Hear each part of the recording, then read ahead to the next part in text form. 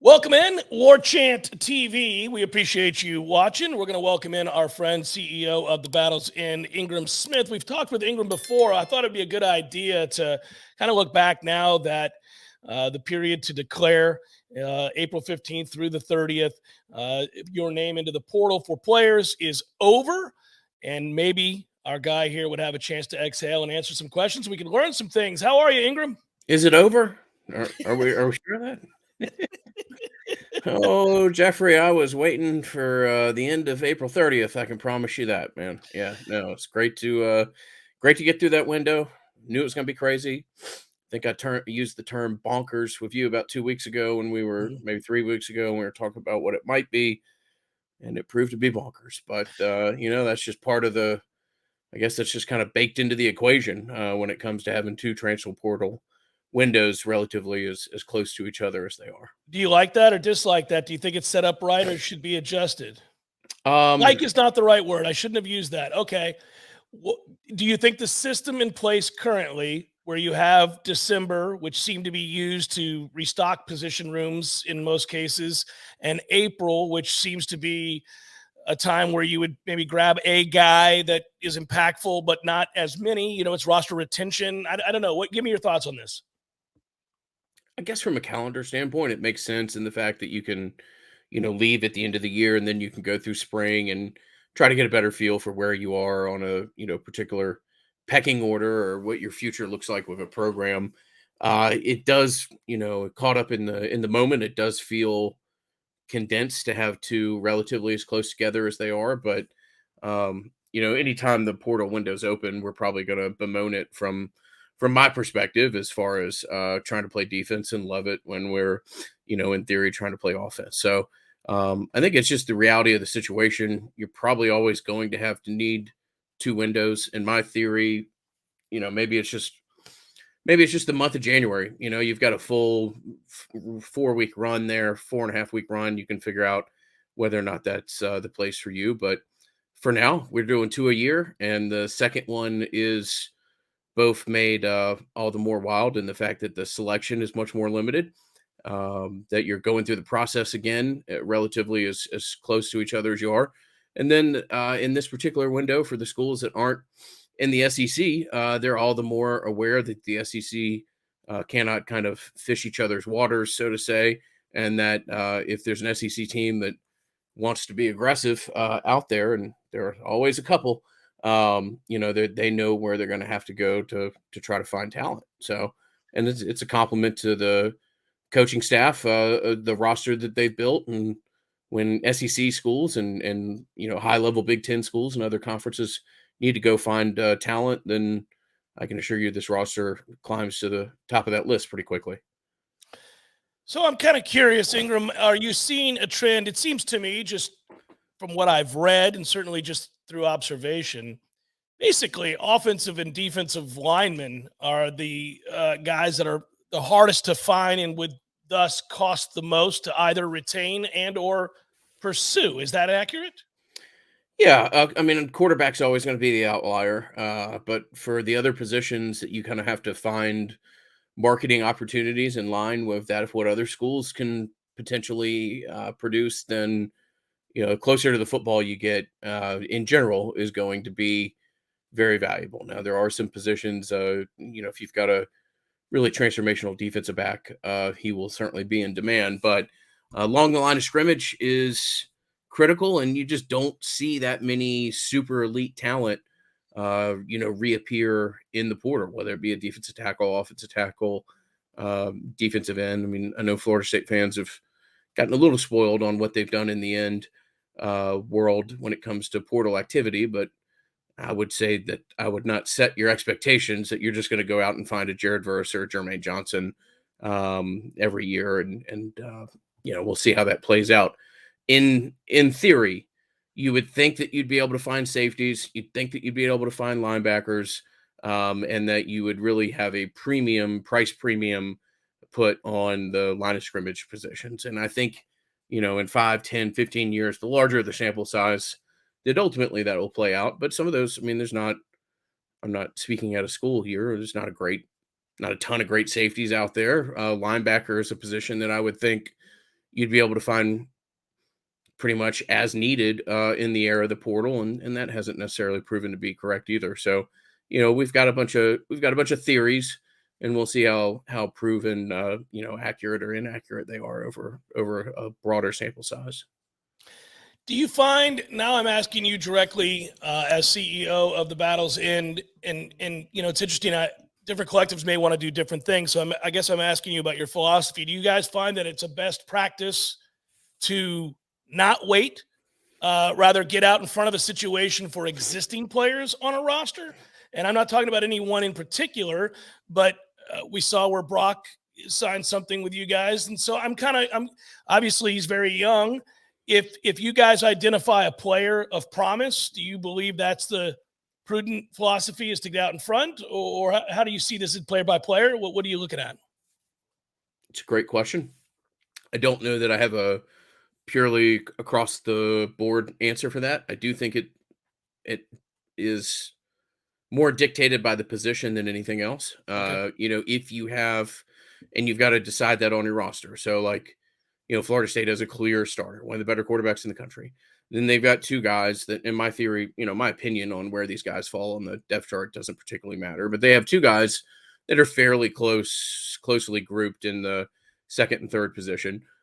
So you've got to, one, acknowledge the really impressive work that Brock Glenn as a student athlete did to get on campus and perform really well in the spring. You have had a response from the fan base that makes Brock a much more marketable entity than he was even 40 days ago or so. And you realize that quarterback position is something that you want to have as a good of a hold on as possible, just because it's the most important position in sports, and we've all seen and are very familiar with what it looks like when you all of a sudden find yourself rolling a quarterback out there that just isn't quite ready to do that. So I think at the quarterback position in particular, you've got to operate with a little bit of a longer kind of mental periphery open, if that makes sense. You got to think of that position more in 18 to 36-month type of increments, where some other positions you're more just like, hey, will we be ready for next year? Good. Okay. From there, we can find the pieces necessary to make sure that we're ready for 24, 25, etc. Speaking of being proactive, how do you guys as a collective deal with rumors and whispers about a player already on the roster? And slash, if I could ask another question along those lines, how do you deal with what we know is commonplace, and that is the practice of kids embellishing their NIL deals within the locker room? Yeah.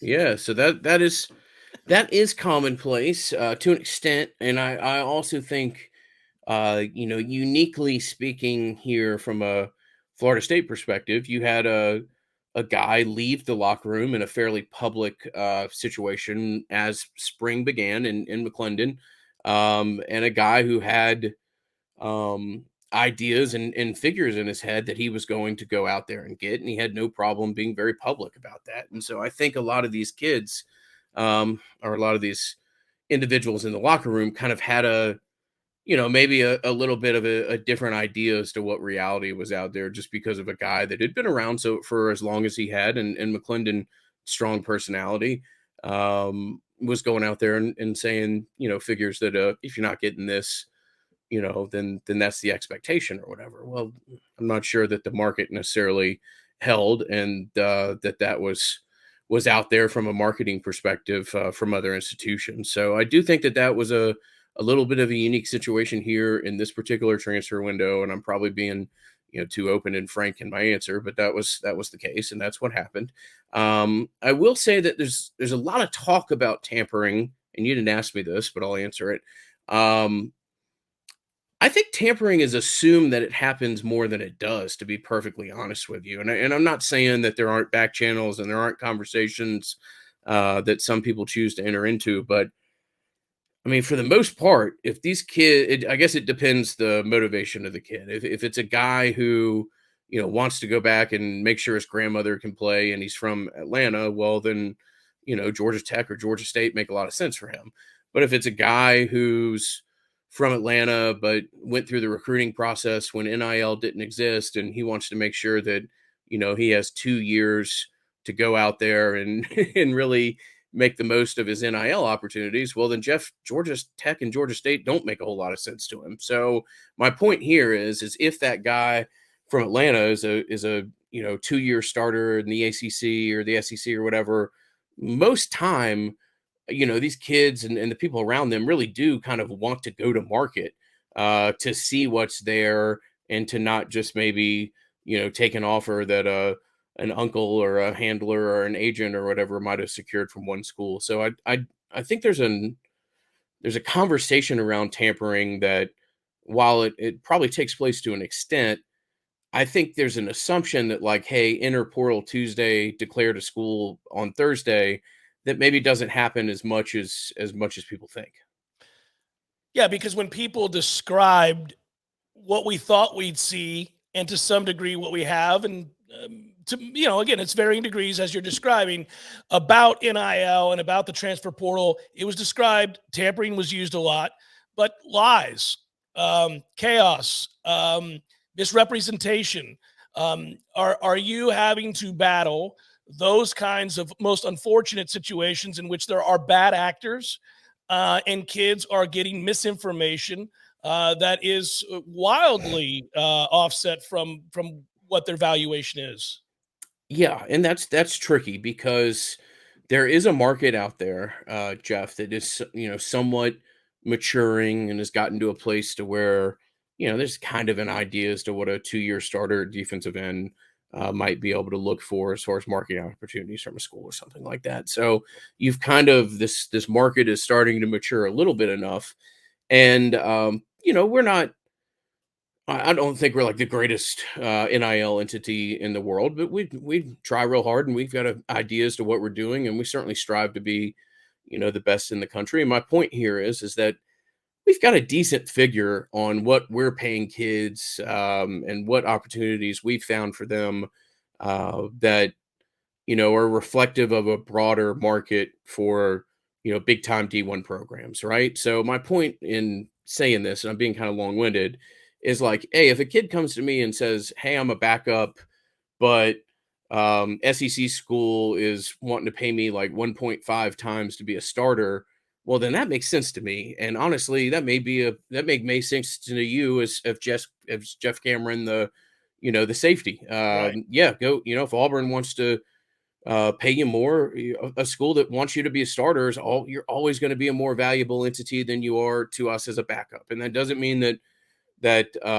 people don't like you or the program doesn't love you, from a macro perspective, but there is a different value. Now what I do kind of have a hard time with, Jeff, is when I'll sit and talk to a kid and, like, this the Jeff Cameron of the world, the safety that just walked into my office, is going to tell me that, like, hey, SEC West School is going to pay me 8.5 times what you're paying me right now. Okay. I hate to break it to you, Jeff, but they're not. Like, you're getting bad information from somewhere. Okay. Yeah. Yeah. Like, that's great. That's great that you're telling me that you're gonna get a 8 multiple, Yeah. but I hate to tell you that you're probably not. We don't have the market that wrong. So you do you do have kids who sometimes have figures out there, whether that came from an agent, whether that came from an uncle or high school position, it doesn't really matter, that are just not.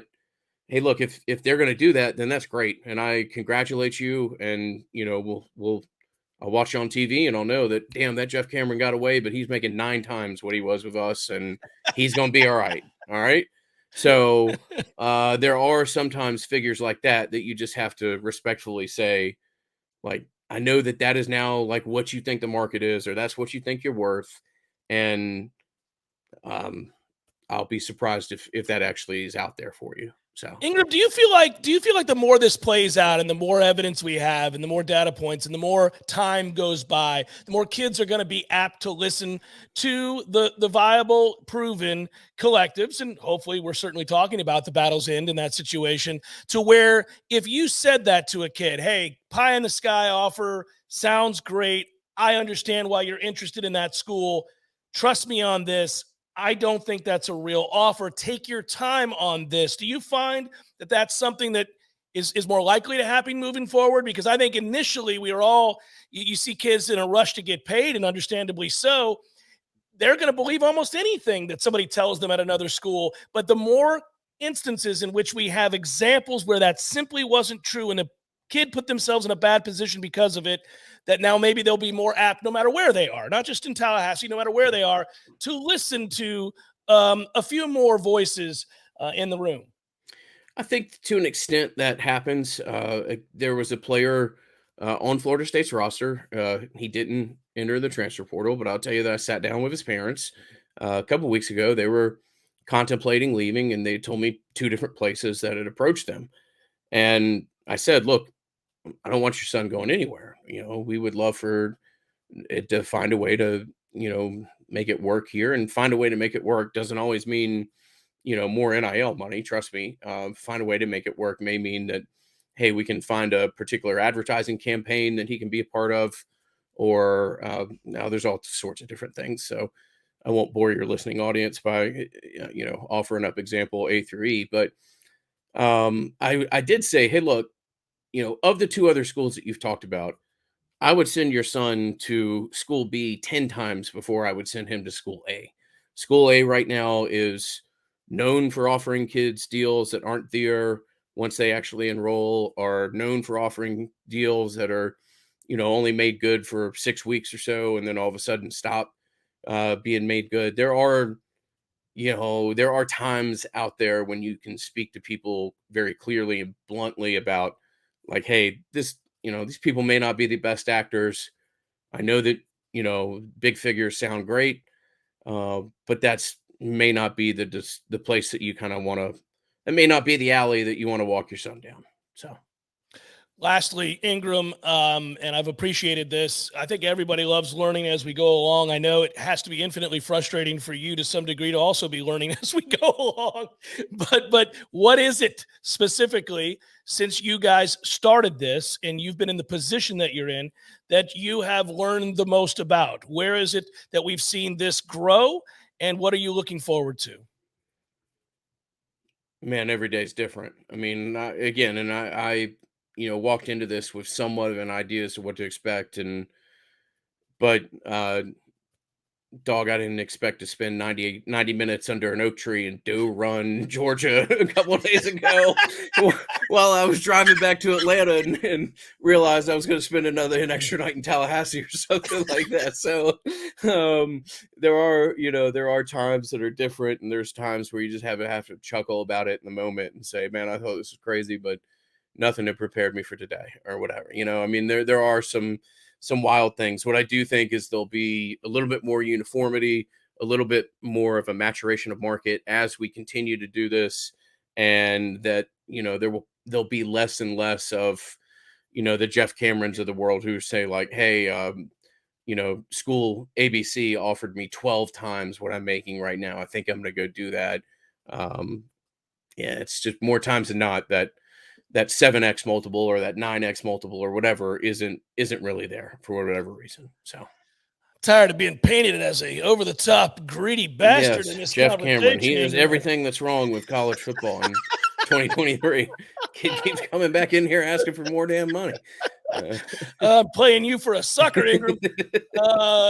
We're negotiating, sir. He's the CEO of the Battle's End. By the way, thebattlesend.com is where you're going to go to find out how it is you can contribute to any number of things, like, I don't know, monies that may help roster retention or not, whatever you want to do. It's thebattlesend.com. I'm glad we could catch up, sir. I always appreciate your candor, and take a few deep breaths and enjoy some silence, hopefully, for a little while, and we'll talk again real soon. Good talking to you, Jeff. Thank you for having me. Yeah, be well.